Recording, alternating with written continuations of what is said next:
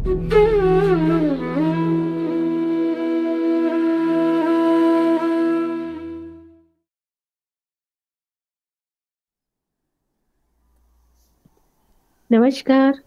शून्य बोधि सत्र में आप सभी का स्वागत है। यह ज्ञान चर्चा एक अवसर है सभी साधकों के लिए, अज्ञान का नाश करने के लिए, आध्यात्मिक प्रगति करने के लिए। चलिए फिर कर्म और प्रभाव पर ही बात करते हैं।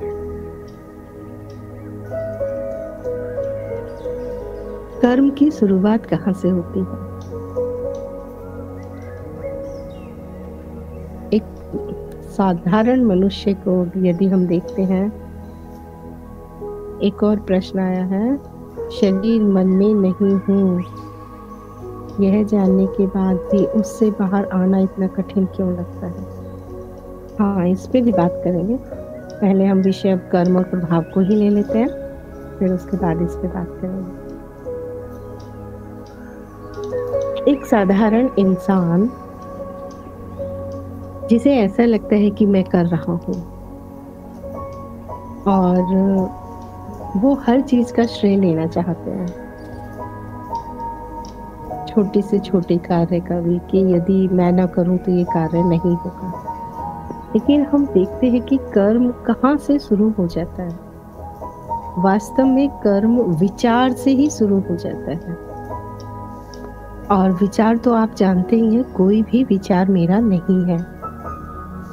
ये तैर रहे हैं और जिसके जैसे संस्कार होते हैं वो वैसे ही विचारों को आकर्षित करते हैं। लेकिन हमें ऐसा लगता है कि हमें ये विचार आया तो ये विचार मेरा हो गया। तो पहले विचार आता है, उस पे फिर मेरे का ठप्पा लगाते हैं, ये विचार मेरा है, और बहुत शान से बोलते हैं अपने आप को। कई बार यदि कोई अच्छा विचार आ गया, उसके परिणाम अच्छे आ गए, या वो जनहित के लिए है, किसी के सहायता के लिए है, तो उस पे ठप्पा जैसे ही लगाते हैं, ये मेरा विचार है, साथ में अहंकार भी आ जाता है, श्रेय लेने का भी होड़ हो जाती है, जबकि कोई भी विचार मेरा नहीं है। फिर भी तो हमने पहले विचारों को मेरा कहा, मेरा विचार। तो जैसे ही हमने ये कहा कि ये मेरा विचार है, तो वहीं पे ही कर्म हो गए, वहीं पे ही कर्म हो गया।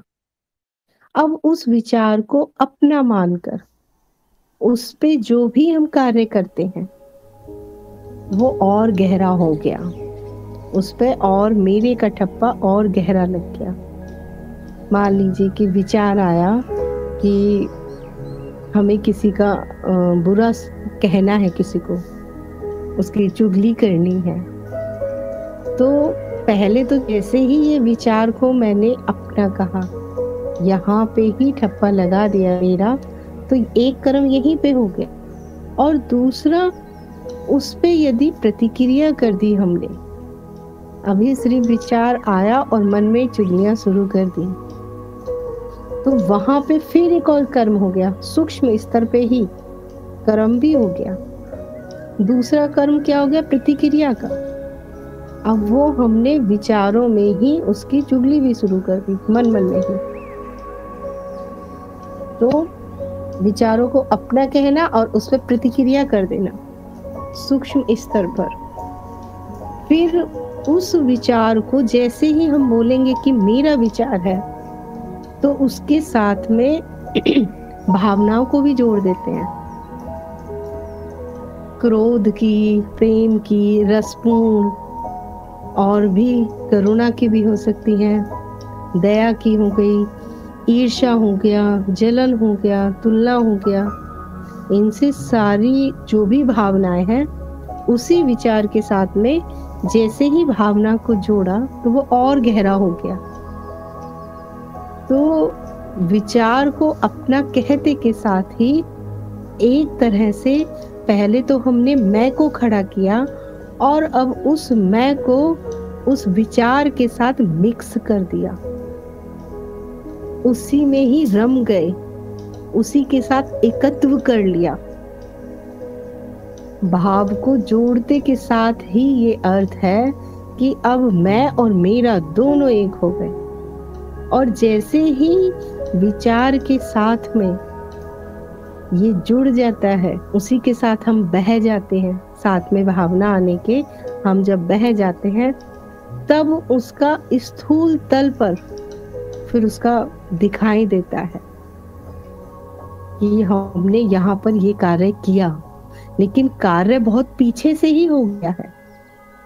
अब तो ऐसा है कि हमने पेड़ बो दिया विचारों में और भावनाओं से, और अब जब उस पे फूल खिलने लगे, फल खिलने लगे, तो अब फूल और जो फल खिल रहे हैं, ये तो परिणाम है। ये तो अब यहाँ पे भौतिक स्तर पे जब हम जो कार्य कर रहे हैं, ये तो उस परिणाम को प्रकट करने का एक द्वार हो गया।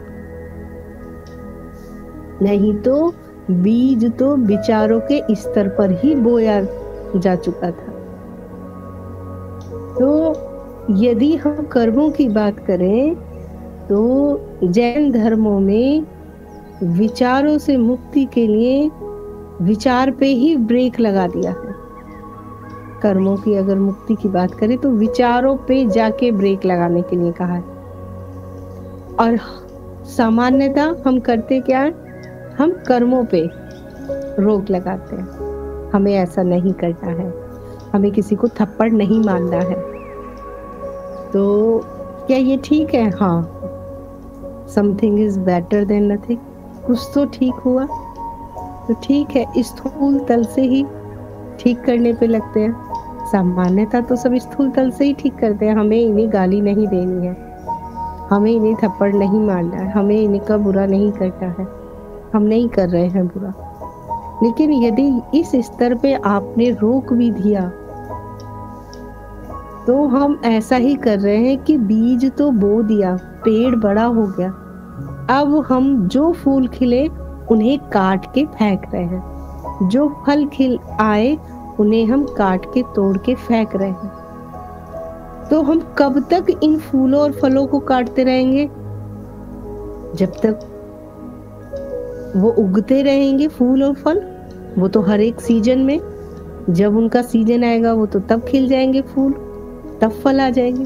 तो इसका मतलब हमें हर बार ही उन्हें काटना पड़ेगा, हर बार ही काटना पड़ेगा।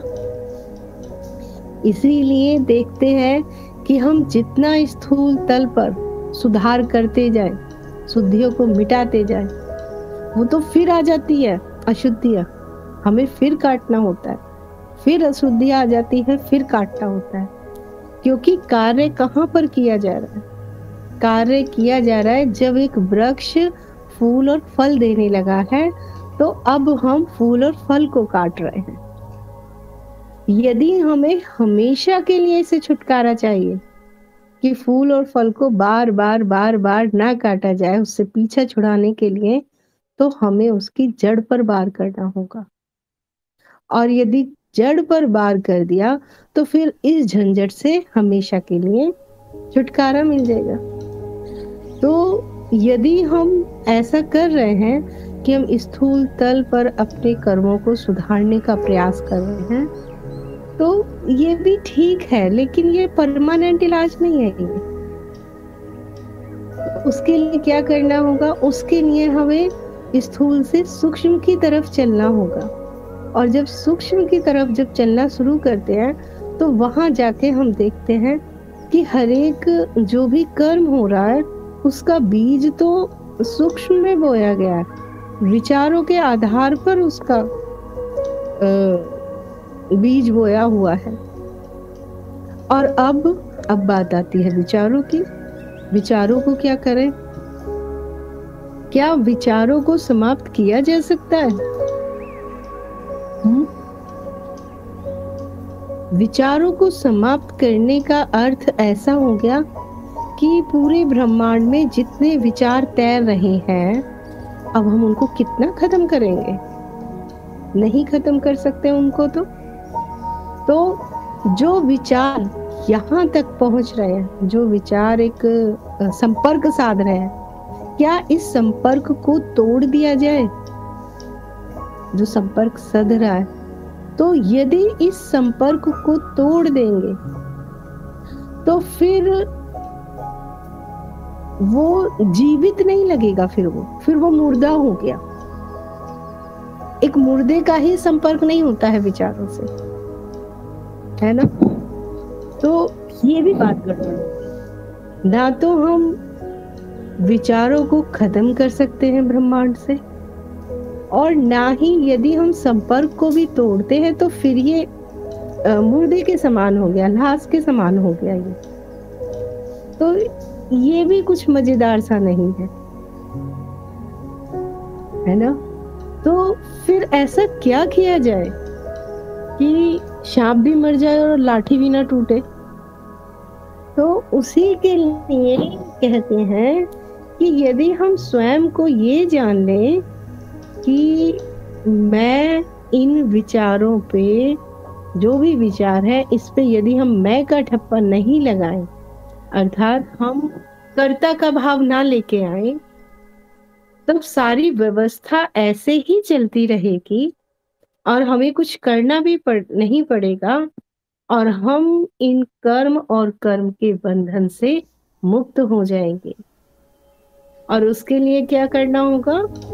स्वयं को जानना, स्वयं को ये जानना कि जिस मैं को हम हर जगह, हर चीज पे जिसकी मोहर लगाते चल रहे थे, विचार पे, भावनाओं पे, इच्छाओं पे, वो वाला मैं तो वास्तव में कहीं होता ही नहीं है।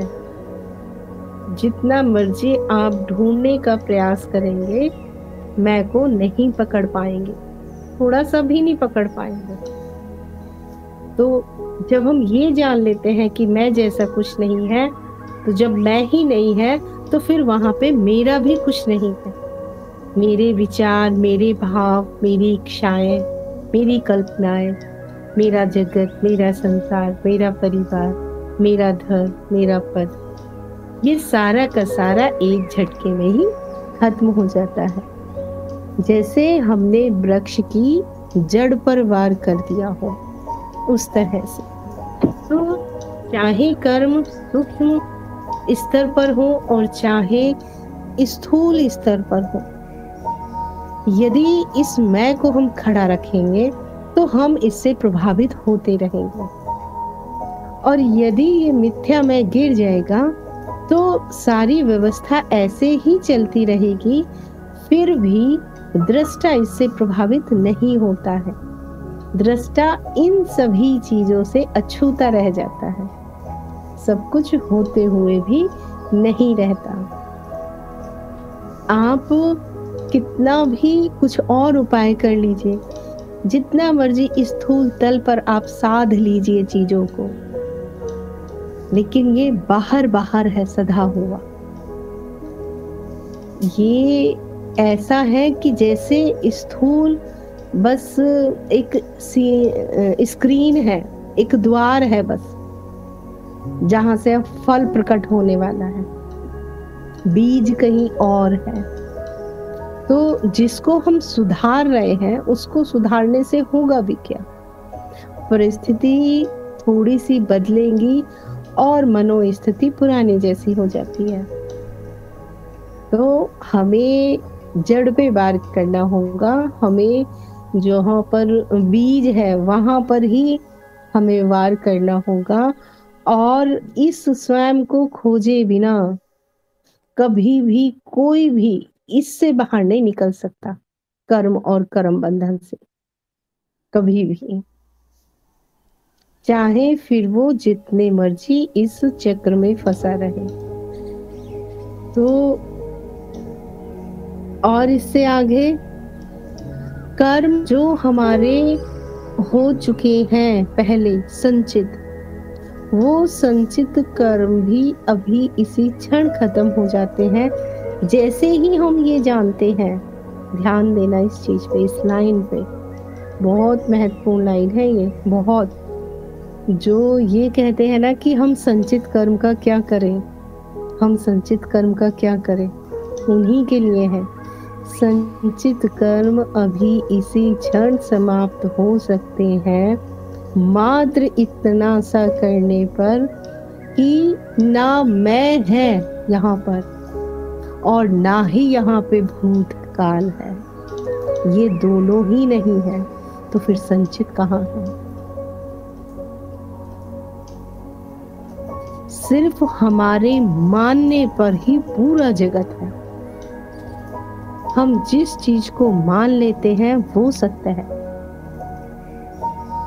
इस पे ध्यान देना। इस पे पूरी माया का सार सूत्र है ये। हम जिस चीज को मान लेते हैं वही सत्य है। नहीं तो छोटे छोटे से प्रैक्टिकल जीवन में करके देखो।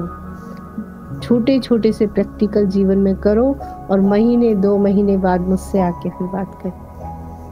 आप डेली ये सोचो कि सोमवार मेरे लिए लाभदायक है और ऐसा मान लो, तो कुछ ही महीनों में देखोगे कि सोमवार आपके लिए लाभदायक होने लगेगा। आप सोचो कि ऐसे पूजा करेंगे तो भगवान जी नाराज हो जाएंगे। पता नहीं भगवान जी कहीं है भी या नहीं है, लेकिन परिणाम दिखने लगेंगे। तो मात्र हमारे मान लेने पर ही पूरा जगत है। और इसी को 2 शब्दों में कहा है, सृष्टि दृष्टि। तो संचित जिसे अभी खत्म करने हैं, तो बस इतना सा जान लो कि मैं जैसा कुछ भी नहीं है, और जब मैं नहीं है तो मेरा भी नहीं है, तो कौन से संचित? क्योंकि यहाँ तो भूत और भविष्य भी नहीं है, और सच में देखो तो वर्तमान भी नहीं है। मात्र एक प्रक्रिया की प्रतीति है। खत्म।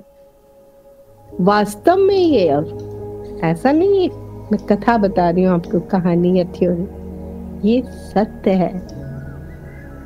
अब प्रारब्ध कैसे हो गए? संचित तो गए, है ही नहीं। प्रारब्ध ऐसा है जैसे हमने साइकिल चला रहे थे और हमने साइकिल चलानी बंद कर दी, पैडल मारनी बंद कर दी। लेकिन जितने पैडल मार चुके हैं उतनी दूर, थोड़ी सी दूर साइकिल चलेगी ही चलेगी। लेकिन हाँ, थोड़ी दूर चलने के बाद फिर वो नहीं चलेगी। तो उसी तरफ से जो प्रारब्ध है उनका अर्थ है कि तीर निकल चुका है। तीर निकल चुकने का मतलब है कि अब वो निशाने पे लगने ही वाला है। प्रारब्ध मतलब तीर के पहुंचने का समय आ गया, और वो पहुंचने का समय क्या है? ये जीवन, ये जन्म, ये वाला जिसे अभी ये जीव जी रहा, ये तो संचित है ही नहीं। और जिसकी इच्छाएं नहीं है उसके लिए भविष्य भी नहीं है। तो ना भूत है ना भविष्य है। और जो ये प्रारब्ध भी है, ये भी कहाँ तक सीमित है? बस कहाँ तक? जितनी देर पैडल मार दिया, जितनी देर पैडल हमने मारा, और अब हमने पैडल मारना बंद कर दिया। अब जितनी दूर साइकिल चलेगी, थोड़ी सी दूर ही चलेगी, घबराना नहीं, थोड़ी सी ही दूर चलने वाली है। क्योंकि जिसने स्वयं को जान लिया, स्वयं के स्वरूप में स्थित हो गया, इसका अर्थ है उसने अब साइकिल में पैडल मारना छोड़ दिया, बंद कर दिया। अब जो ये चल रहा है, ये क्या है? बस अब ये थोड़ी सी दूर ही चलने वाला है, अपने आप स्वतः जो चल रहा है। तो जो प्रारब्ध आते हैं, यदि आप उन्हें शांतिपूर्ण आने दे, साक्षी भाव में, और जाने दे, हो जाने दे जो हो रहा, जो भी हो, तो कर्म जैसा कोई विषय ही नहीं बचता, मात्र क्रिया बचती है। और ये क्रिया भी जो साक्षी भाव में देखता है, वो बिल्कुल देखेगा कि अपने आप ही खेल की तरह चल रहा है। एक पर्दे पर एक पिक्चर जैसी चल रही है, और मैं अब इस पिक्चर से बिल्कुल अलग हूँ। अब मैं दर्शक हूँ, अब मैं उस पिक्चर में अभिनेता या अभिनेत्री नहीं हूँ, मैं कोई रोल प्ले नहीं कर रही हूँ। अब मैं दर्शक हूँ, और दर्शक क्या करते हैं, आराम से बैठ के पॉपकॉर्न खा रहे होते हैं। उन्हें कोई चिंता नहीं होती कि फिल्म के अंदर में कोई मर रहा है, कोई जी रहा है, कहीं बम फट गए, कहीं गाना आ गया, कहीं रोमांस आ गया, कहीं चतुराई आ गई, धूर्त आ गया, भूख आ गया, प्यास आ गया, उसमें क्या दिखा रहे हैं नहीं दिखा रहे हैं, उन्हें वो एंजॉय कर रहे होते हैं। अब यदि पॉपकॉर्न खाते खाते भी आप फिल्म के साथ एक हो गए, एकत्व वहां भी बांध लिया, कल्पनाओं में भी, तो वहां पे भी रोने का सीन आएगा, रो जाओगे, हंसने का आएगा, हंस लोगे। तो एक नहीं होना उसके साथ, अलग बैठ के आराम से एंजॉय करना है दृष्टा भाव में। तो इसीलिए कर्मों से नहीं घबराना है। अब इसी का देखिए एक और, हम किसी किसी को जिसको देखते हैं कि ये बहुत इष्ट की पूजा में लीन है, बहुत ईश्वर को बहुत मानती हैं या मानते हैं, या परमात्मा पे इतना पूजा पाठ करती हैं, मंदिर जाते हैं, ये जाते हैं, वो जाते हैं, तो उनके लिए क्या सूत्र है फिर? ये तो ज्ञान मार्गियों के लिए। उनके के लिए क्या सूत्र है? उनके लिए सूत्र क्या देते हैं? एक जो मंत्र देते हैं, गुरु मंत्र, वो क्या देते हैं कि जिसको तुम इतने प्रेम से आराधना जिसकी कर रही हो, अब उसके प्रति समर्पण कर दो। और सूत्र के रूप में पकड़ा देते हैं, अब आज से अच्छा हो, बुरा हो, खराब हो, जैसा भी हो, हर बार बस क्या बोलना है? जैसी तेरी मर्जी। ये भी वही काम कर रहा है जो ज्ञान मार्ग में साक्षी कर रहा है। जो साक्षी भाव का जो परिणाम होगा, वही भक्ति और प्रेम में जैसी तेरी मर्जी का परिणाम होगा।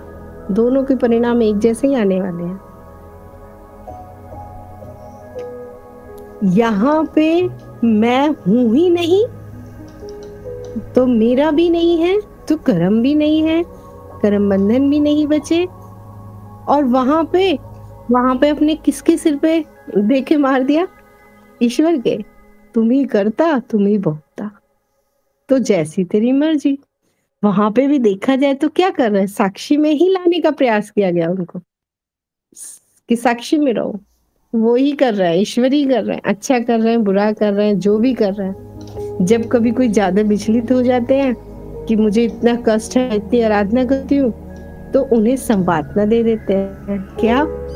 कि ईश्वर तुम्हारी परीक्षा ले रहा है। तो ये संवादना से तो वो उस भंवर से थोड़ा सा सहारा उनको मिल जाता है निकलने का, लेकिन ला उनको भी साक्षी भाव में ही रहे।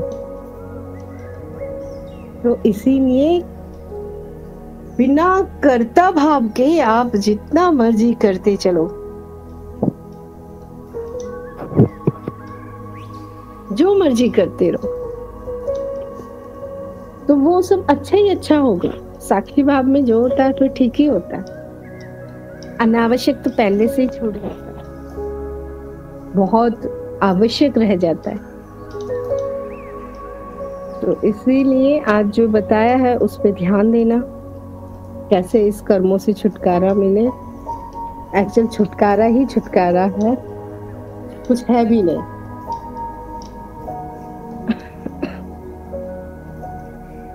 आगे चलते हैं। सुमा जी ने पूछा था, शरीर मन मैं नहीं हूँ, यह जानने के बाद भी उससे बाहर आना इतना कठिन क्यों लगता है? देखिए, इसके दो ही कारण हो सकते हैं। पहला कारण तो ये हो सकता है कि जाना ही नहीं गया है मैं कौन हूँ, क्योंकि जो वास्तव में जान लेते हैं ना, उनके लिए फिर ये विषय भी नहीं बचते कि मैं अब शरीर से कैसे पीछे छुटाऊं और मन से। तो ये दशा उनकी होती है जो पहले से शरीर और मन से पीछा छुटाए हुए होते हैं, अर्थात 10 जगह सिर पटक पटक के आ चुके होते हैं, जो पहले से शुद्धिकरण कर चुके हैं, पहले से जितना भी कर सकते थे कर चुके हैं। जब वो थक जाते हैं सब क्रियाओं को करते करते करते करते, जब वो ज्ञान मार्ग में पहुंचेंगे और जैसे ही उनको ज्ञान हुआ, फिर उनके पास ये विषय भी नहीं होते कि अब मन का क्या करूं, अब शरीर का क्या करूं, अब परिवार का क्या करूं और बच्चों का। और या फिर दूसरा कारण क्या हो सकता है? दूसरा कारण ये हो सकता है कि फल अभी पका है नहीं और फल को तोड़ने का प्रयास किया जा रहा है। अब कच्चा फल यदि टूटेगा तो ये इतनी कसक तो रह ही जाएगी। और इसी को हम क्या कह देते हैं कि चित्त में अशुद्धियां हैं, साक्षी भाव को साधो, धीरे धीरे अशुद्धियां खत्म होनी शुरू हो जाएगी। यदि शरीर पर ध्यान जाता है तो आप एक प्रयोग करके देख सकते हैं। मैंने कहा ना कि ऐसा कुछ भी नहीं है जिसके लिए हम अभी नहीं जान सकते हैं, जान सकते हैं, या जो हमारे अनुभव में नहीं है। जगत से हटना अभी भी हो सकता है, ये भी हमारे अनुभव में है। शरीर से हटना अभी भी हो सकता है। हाँ, यदि आपने शरीर से हटने का एक अर्थ यही लगा लिया है कि जब तक आउट ऑफ बॉडी एक्सपीरियंस ना हो तब तक मैं मानूंगी ही नहीं कि मैं शरीर से अलग हूँ, तब तो बात अलग है।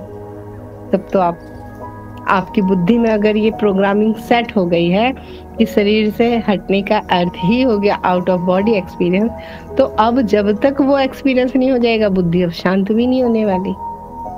नहीं तो मैं शरीर नहीं हूँ, इसका छोटे छोटे आप प्रयोग करके देखिए तो आपको समझ आ जाएगा कि मैं वास्तव में शरीर नहीं हूँ। इसीलिए मैं बराबर कहती हूँ सपन अवस्था को मत भूलो, क्योंकि जागृति हमें बराबर सुलाती रहेगी इसी माया में। जागृति हमें मोहती रहेगी, इल्झाती रहेगी। सपन को मत भूलो। सपन एक बार में हमें ये सिखा जाती है कि शरीर यहीं पड़ा रह जाता है, लेकिन दृष्टा सपन में भी होता है। और या फिर क्या उपाय है? मृत्यु को याद रखो। मृत्यु को सदैव याद रखने वाला साधक, जो मृत्यु को याद रखेगा, मृत्यु को सदैव याद रखने वाला साधक कभी मोह में नहीं फंसेगा, लोभ में नहीं फंसेगा, छल कपट में नहीं फंसेगा, ईर्ष्या में नहीं फंसेगा, द्वेष में नहीं फंसेगा, और संपत्ति को अर्जित करने में नहीं फंसेगा, संबंधों में नहीं फंसेगा। मैं एक कहानी पढ़ रही थी और उस कहानी ने मुझे इतना प्रभावित किया। मुझे लगा कि इतने सारे रास्ते, इतनी सारी विधियां, इतनी सारी टेक्निक, ये सब व्यर्थ है इस छोटे से उपाय में। और उस कहानी में क्या था कि एक गुरु थे, उनके पास जब भी कोई शिष्य आता था वो 6 महीने के लिए बोलते थे कि तुम्हारा बस एक ही काम है, सुबह से शाम तक मुर्द घाट में जाके बैठो और 6 महीने बाद मेरे से आके बात करना। और वो 6 महीने वहां सुबह से शाम तक डेली आते थे। डेड बॉडी वो जलती थी, 2 मिनट में राख हो जाती थी। ये सब देखते देखते देखते देखते देखते देखते ये समझ में आ जाता था कि पूरा जगत किससे जुड़ा हुआ है हमारे। ध्यान दो, देखो, पूरा जगत महत्वपूर्ण है क्योंकि शरीर है, और अगर शरीर नहीं तो जगत भी नहीं, और जगत की कोई भी चीज भी नहीं। आप अगर ध्यान से देखो तो सब कुछ इस शरीर से जुड़ा हुआ है। शरीर से नाम जुड़ा हुआ है, शरीर से पद जुड़ा हुआ है, शरीर से संबंध जुड़े हुए हैं, शरीर से पति पत्नी बच्चे रिश्ते नाते ये जुड़ा हुआ है। ये जगत शरीर आधार है इस सब जगत का। शरीर है तो जगत है, शरीर नहीं तो जगत भी नहीं। जब पूरा का पूरा जगत इस शरीर से ही तो है। अच्छा एक बात बताओ, किसी की मृत्यु होती है, शरीर के नष्ट होने पर क्या सब कुछ नष्ट नहीं हो जाता जगत का? है ना? कोई भी एक चीज तो बच जाए, कोई भी एक चीज। तो मृत्यु को याद रखने वाला कभी माया के चक्कर में नहीं फंसेगा।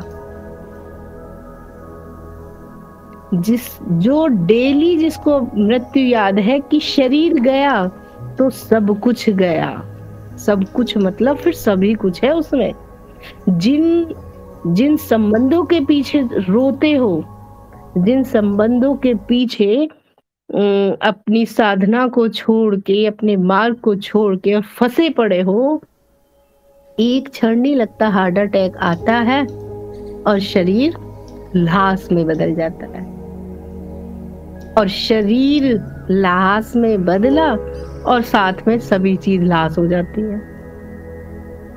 तो ये मत भूलो कि शरीर है तो सब कुछ है, शरीर नहीं तो कुछ भी नहीं। तो मृत्यु के पार क्या जाने वाला है, ये सोचो। जो मृत्यु के पार निकल गया उसके विषय में सोचो। जो मृत्यु के पार नहीं जा रहा है, शरीर और शरीर से जुड़ी हुई सारी चीजें, क्या उन पर समय बर्बाद करना कहाँ की बुद्धिमानी है, कहाँ की? और जिसमें कि हम ये जान रहे हैं कि ये निश्चित है, ये शाश्वत है, ये इसे तो श्री राम भी नहीं काट पाए, इसे तो श्री कृष्ण नहीं काट पाए, इसे तो कोई गुरु नहीं काट पाया। तो इस शरीर के नष्ट होने पर, मृत्यु होने पर पार किया जाएगा, उस पे यदि एफर्ट लगाओ, उस पे अपना समय दो, उस पे अपनी बुद्धि लगाओ, तो बुद्धिमान कहलाओ। यदि जो मृत्यु के पार ही नहीं जा रहा है, जो यहीं रह जाना है, उस पे लगाया हुआ आपका 1% भी व्यर्थ ही है। वो व्यर्थ हो जाना है जैसे ही शरीर नष्ट हो जाएगा। ये कोई उपाय नहीं है, कोई भी नहीं, कोई भी नहीं। पार किया जाएगा शरीर के नष्ट होने के, पार किया जाएगा। बहुत बार बताया मैंने, क्या जाता है पार? मन पार जाता है। मन को मारने की शक्ति मृत्यु में भी नहीं है। अब ये मत बोल देना कि आत्मा पार जाता है। आत्मा तो ना कहीं जाती है ना आती है, मन जाता है। मन को मारने की शक्ति मृत्यु में भी नहीं है। इसीलिए मन हर बार नए नए रूपों में छलावा करता रहता है। तो शरीर और शरीर से जुड़ी हुई ये चीजें, जगत, इस पे आप जितना मर्जी जो मर्जी कर दो, मृत्यु एक झटके में सब कुछ तुमसे छीन लेगी। वहां कोई रहम नहीं है। तो मृत्यु सब कुछ छीन ले, उससे पहले अमृत को जान लो, उससे पहले अमृत को जान लो। और साथ में ये भी जान लो कि मैं मन भी नहीं हूं, शरीर नहीं हूं, ठीक है। मृत्यु का स्मरण करो, शरीर नहीं हूं। जो शरीर पे जो बार बार जाता है ना, मैं शरीर हूं, मैं शरीर हूं, मृत्यु को स्मरण रखो तो समझ में आएगा इस शरीर की 2 कौड़ी की औकात नहीं है। मृत्यु शाश्वत है और ये भी नहीं पता कब आने वाली है, ये भी नहीं पता 5 मिनट बाद भी घटना घट सकती है। और आजकल तो खाना इतना केमिकल युक्त आ रहा है, वातावरण इतना पॉल्यूशन है, पानी इतना गंदा, इतना सब कुछ है जो शरीर को पूरी तरह से हानि पहुंचा रहा है। वो सब कुछ है जिसके चलते अब तो ये छोटी छोटी उम्र में भी अब तो हार्ट अटैक आ रहा है, हार्ट फेल हो गया, ब्रेन हेमरेज हो गया, ये हो गया, वो हो गया। अब तो ऐसा भी नहीं है कि 120 साल तक ये शरीर चलेगा। अब तो 35-40 की उम्र में तय बोल रही है लोगों की, है ना। तो शरीर से इतना मोह ना करें, डेली मृत्यु को याद रखें। डेली ये याद रखें कि मृत्यु शाश्वत है, ये नष्ट हो ही जाएगी। और ऐसा भी नहीं है कि मृत्यु एक दिन आएगी, मृत्यु डेली घट रही है। डेली ही कुछ सेल्स हमारी बॉडी से मर रहे हैं और डेली ही नए जनरेट हो रहे हैं। तो ये डेली रूप, तो ये डेली बदल रहा है ये शरीर। पर हमें कब दिखाई देता है ज्यादा? जब ज्यादा बदल जाता है, तब हम कहते हैं अच्छा अब तो ये बुढ़े से हो गए, या बच्चों को बोलेंगे अब तो ये जवान सा हो गया। तो ये भी ऐसी चीज नहीं है कि एक दिन घटेगी ये घटना। सच बताए तो ये भी घट ही रही है।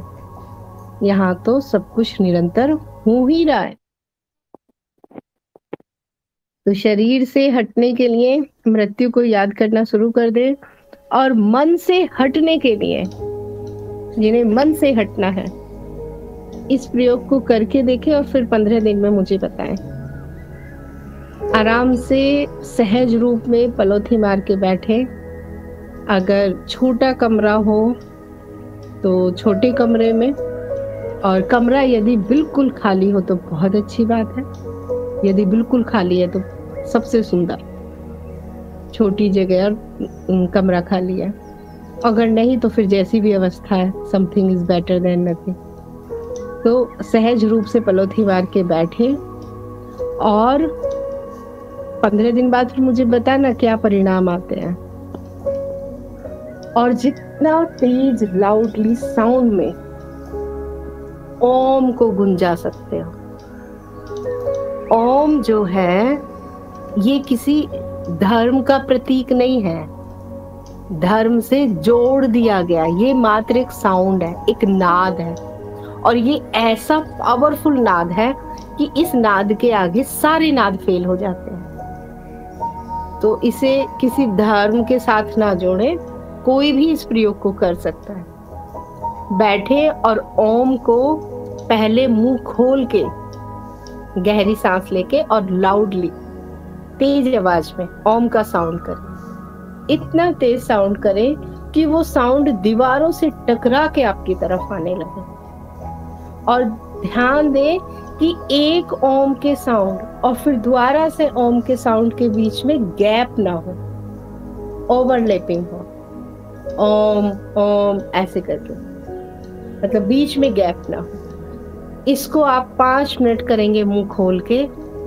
उसके बाद में आप मुंह बंद करके करिए, और उसके बाद में जब मुंह खोल के करोगे तो दीवारों से टकरा के वापस ओम की आवाज आएगी, जो आपके वातावरण को शुद्ध करेगी। और जब मुंह बंद करके ओम का गुंजार करोगे तो वो ओम की ध्वनि आपके शरीर से टकरा के वापस जाएगी, जो कि हमारे शरीर को शुद्ध करती है।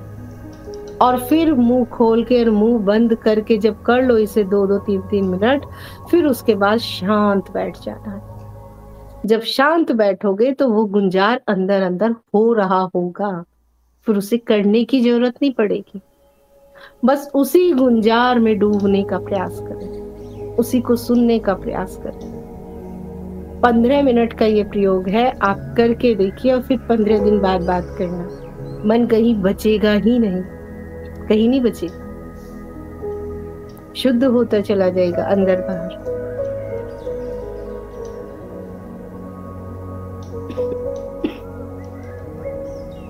बाकी थ्योरी तो आप जानती ही हैं, क्योंकि सारे कार्यक्रम आपके हो गए हैं।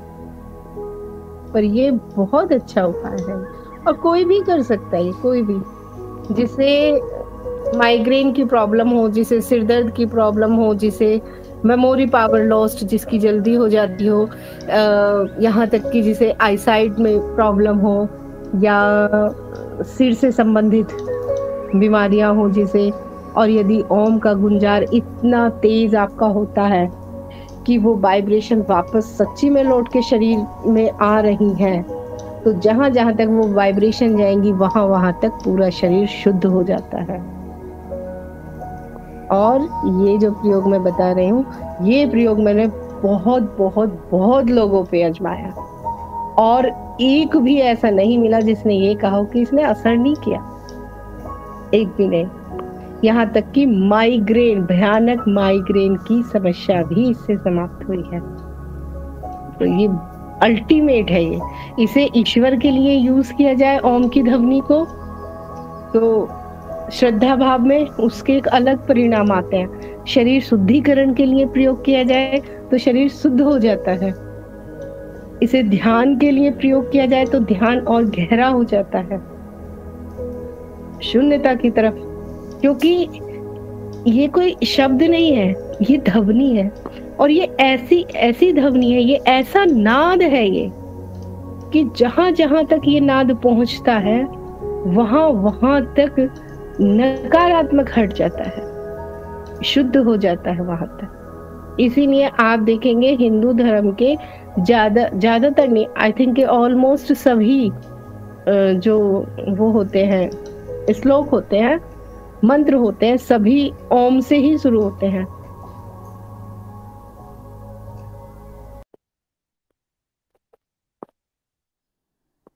तो और किसी का अगर कोई प्रश्न है तो आप पूछ सकते हैं, नहीं तो समय हो ही गया है।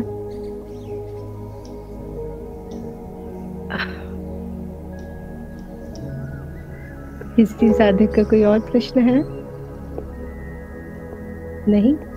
तब फिर आज की ज्ञान चर्चा को हम यहीं पे ही समाप्त करते हैं। मैं आशा करती हूँ यह चर्चा आप सभी के लिए लाभदायक सिद्ध हो, आप सभी की प्रगति हो। इसी कामना के साथ ही मैं अपने शब्दों को विराम देती हूँ। धन्यवाद।